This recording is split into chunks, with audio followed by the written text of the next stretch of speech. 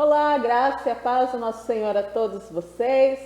Programa Semear de hoje, contando mais uma vez com a participação do pastor Luan. Tudo bem, pastor? Tudo bom a todos. Graça e a paz. Fico muito feliz pelo convite e poder estar aqui mais uma vez. Amém. A primeira vez que você veio era a Igreja Seven, né? Agora a gente teve uma grande mudança aí nos últimos meses, né? Agora nós estamos com a Igreja Rehoboth, que é uma nova fase da igreja também, começando tudo de novo, agora, né, com uma outra direção também. Com uma outra direção, mas a mesma direção, né? Que é Cristo. Não, com certeza, mas a visão agora um pouco Sim, claro. mais esclarecida, assim, podemos dizer. O Espírito Santo vai agindo, vai dando, né, mudanças, direções diferentes, e isso que temos que seguir. Então, hoje nós vamos falar sobre império e sobre reino. Qual que é a diferença de império e reino, né? O pastor hoje vai nos explicar um pouquinho sobre isso. Então, pastor, fique à vontade. Glória a Deus.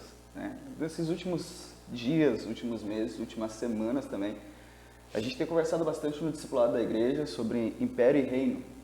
A gente tem falado bastante para os nossos jovens, para o pessoal das células, sobre império e reino, porque muitas das vezes a gente entra numa dinâmica na igreja, numa dinâmica no nosso local de trabalho, e a influência da nossa vida acaba saindo da cultura do reino e acaba entrando na cultura do mundo sem querer. Sim.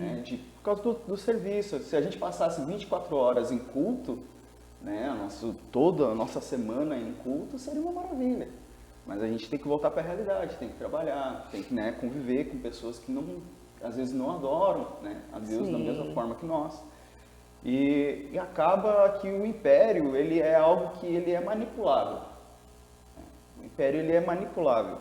E o reino de Deus é discipulado. Então é essa a diferença de império e reino.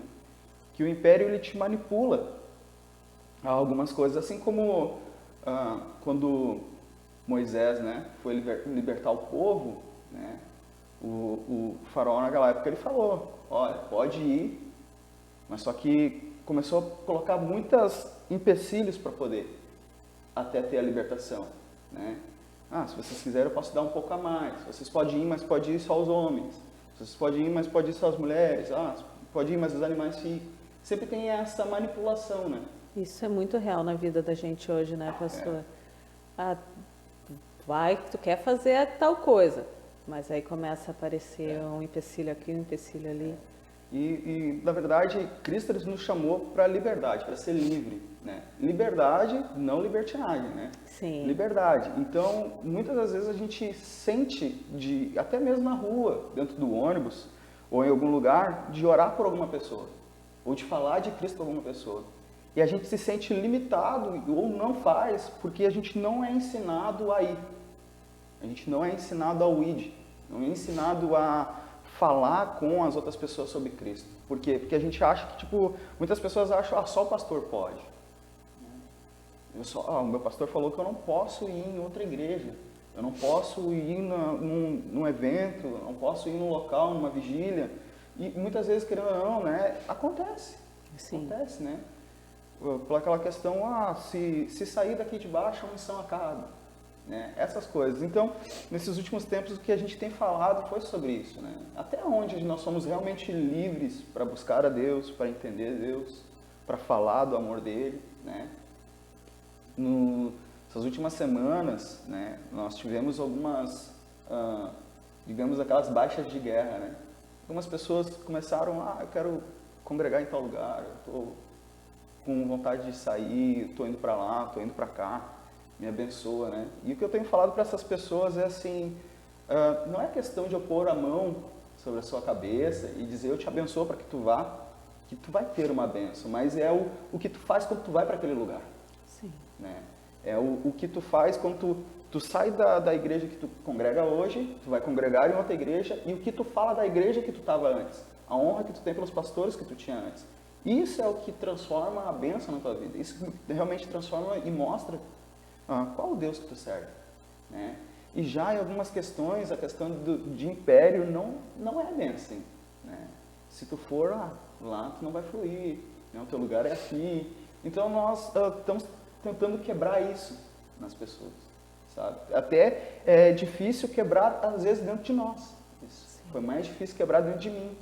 Essa questão de tipo assim, sabe? Eu te amo, te honro, discipulo, te cuido, mas a vida continua se tu não estiver no ministério ou não. A vida continua se tu estiver aqui ou não, porque o reino não tem a ver comigo, tem a ver com Cristo, né? Então, é isso que nós estamos falando nesse tempo, né?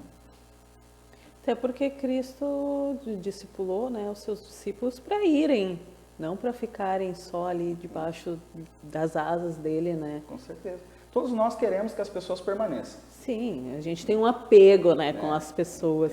E na verdade quando a gente coloca empenho, né, tempo e vida naquilo, aquilo gera um valor imensurável para nós. Uma expectativa muito grande também. Né? A gente sonha, a gente vê as profecias, né, a gente vê as pessoas liberar palavras, então a gente quer que aquelas pessoas alcancem a plenitude de Cristo, alcance aquilo. Mas às vezes o nosso querer não tem nada a ver com o que Cristo está planejando para aquelas pessoas. Sim. Daqui a pouco elas vão estourar, vão bombar muito mais lá e vão ser usadas tremendamente por Cristo lá, se permanecesse. Sim, né? Com certeza. Então, para mim, foi a parte de reino que foi um discipulado para a minha vida, foi essa parte, né? Desse apego emocional, né? Que acaba gerando, né? E a gente acaba se enraizando e se firmando nas pessoas e não em Cristo. Verdade. Né? Então, eu vejo e sinto, até por observar e por experiência própria, eu vejo quantos pastores e quantos ministérios, né, decidem bater o martelo de parar porque saiu 5, 6 pessoas da igreja, porque teve uma queda, porque teve, né, algumas pessoas decidiram, não, agora eu quero, né, ou começa um pequeno probleminha dentro da igreja que vira uma grande, né, por uma falta de discipulado às vezes, e aí, não, vou parar a obra porque eu acho que acabou meu tempo, eu acho que não é o que Deus tinha para mim, né, e a gente escuta muito isso, Sim. a gente vê muito isso, né, então a questão que nós estamos trabalhando lá é mais o preparo mesmo. Porque o nosso sonho dentro do nosso coração, acho que é o sonho de todo pastor, né? De todo evangelista, de toda pessoa, que aquela pessoa que vai para a igreja para buscar a Deus verdadeiramente, ela encontre. E ela tenha um encontro verdadeiro, tão profundo, que ela toque a família dela. Sim. Né? Esse é o nosso sonho. Então a gente sonha que a pessoa vá, que ela cresça, que ela conheça. Mas às vezes a gente acaba gerando esse apego emocional, tanto nelas e elas em nós. Então quando a gente para uma visita, para uma procura, para uma resposta, né? Vem a decepção. Vem a decepção. Então a gente acaba ensinando as pessoas a andar por nós, Sim. e não pelo chamado, não por Cristo, né? Então a gente está trabalhando o reino, está tentando buscar atrás como Cristo fazia para poder trazer para agora um pouco mais essa visão, né? Até porque a gente aprende por discipulado. Existe uma coisa que a gente observou nos últimos tempos, e a gente viu, que ninguém amadurece sorrindo, só no sorriso. Né? A maturidade não vem só de sorrir. Às vezes... Infelizmente, né? Infelizmente, que bom seria. Mas a gente vê que um coração egípcio, um coração ainda no Egito, não habita em Canaã. Não Sim. tem como. Coração que ainda está no Egito, ele não consegue ver e desfrutar da maravilha, da plenitude daquilo que Deus tem para ele. Então, como é que tira esse coração? Como é que faz, sabe, para honrar? Então a gente começa a olhar lá para trás até o povo na travessia do deserto, né? Tendo a provisão, tendo o cuidado, tendo um líder. Uma hora chegou um momento que, não tá bom, sabe, não tá bom, será que nos trouxe para morrer aqui? Né? Falou de uma maravilha que eu ainda não vi, falou de um reino que eu ainda não vi, falou de uma terra prometida que eu ainda não vi, né? Mas a terra prometida já estava ali, já tinha tudo, o essencial da terra prometida tinha ali, que era a presença de Deus. Né? Então a gente vê que hoje, né, cada vez mais pessoas, mas eu gastei tanto tempo da minha vida na igreja, agora é meu momento de curtir. Não aprendeu nada na igreja. Me desculpa, mas não aprendeu nada na igreja. A gente vê isso. Sim. Agora é meu momento de curtir. É muita pressão saber que eu tenho algo grandioso sobre a minha vida. Eu tenho que sair, eu acho que é o momento de eu voltar para as festas. Né? E a gente vê isso, então isso acaba nos abalando. Sim. Acaba vendo que, tipo, faltou para entender uma coisa, sabe? A aprovação existe, a aprovação vem, mas quem permanece cresce, naturalmente. Né? Então, a gente tem visto isso nos últimos tempos e isso tem preocupado bastante. Né? Porque a gente, não sei, deve ter reparado que nos últimos tempos a gente tem pregado mais para convertidos, evangelizado mais convertidos do que pessoas que não conhecem a Cristo. Resgatando De novo. Né?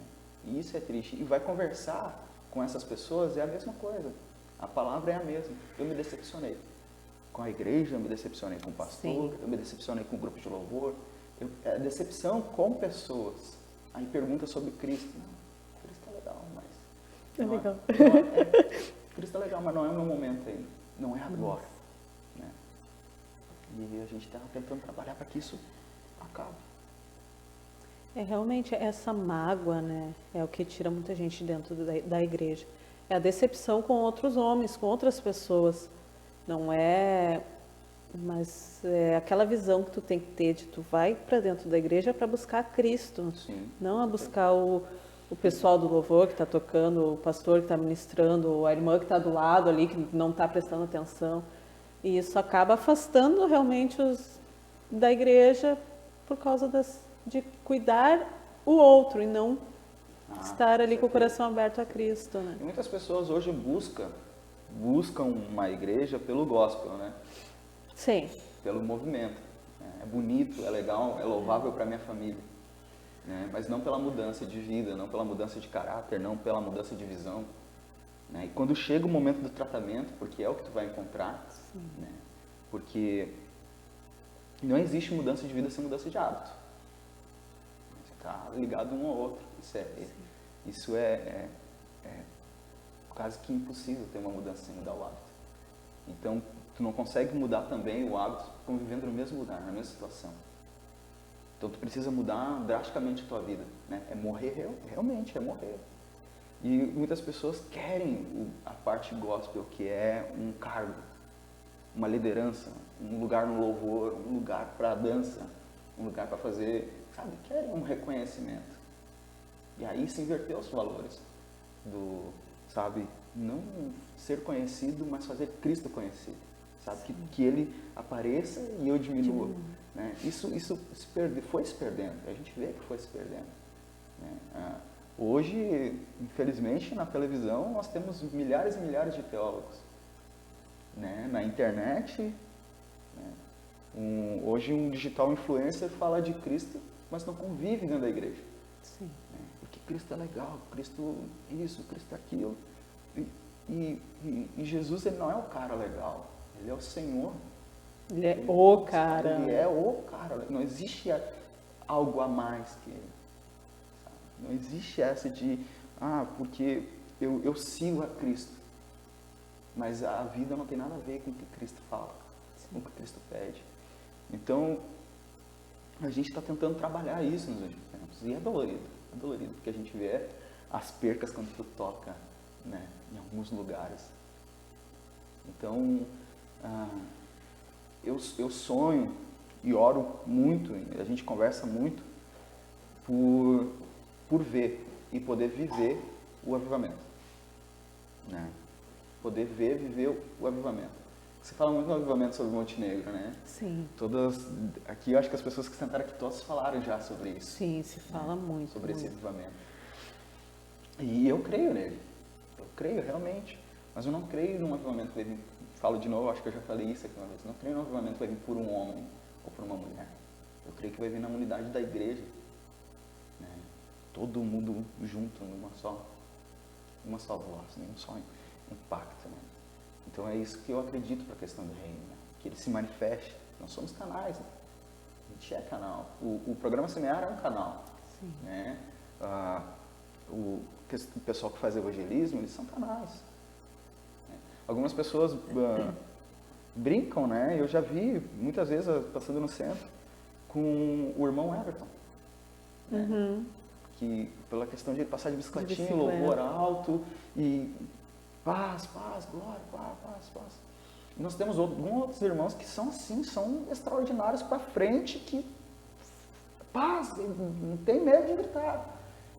E a gente vê que algumas pessoas brincam, riem, apontam. Sabe, eu me sinto tão feliz por ver esses, sabe?